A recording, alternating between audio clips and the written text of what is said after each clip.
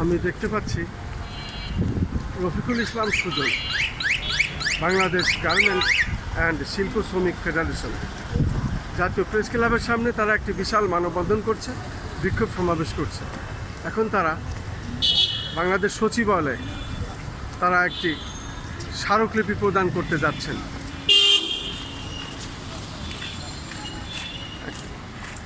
বাংলাদেশ সচিবালয়ে আপনি এখন স্মারকলিপি প্রদান করতে যাচ্ছেন, কিন্তু জাতীয় প্রেস ক্লাবের সামনে একটি বিশাল মানববন্ধন করেছেন।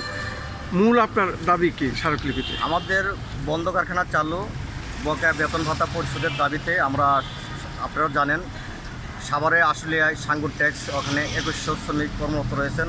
হঠাৎ করে 13ই মে ফ্যাক্টরিটা বন্ধ ঘোষণা করেন। বন্ধ ঘোষণা করার পর এই 2100 শ্রমিক বর্তমানে রাস্তায় রাস্তায় ঘুরতেছে। আমরা চাই সুষ্ঠু সুন্দর একটা সমাধান। সেজন্য আমরা মাননীয় শ্রমমন্ত্রী এবং মাননীয় সচিবের কাছে আমরা আজকে স্মারকলিপি প্রদান করছি। ওকে, আপনাকে অনেক অনেক ধন্যবাদ।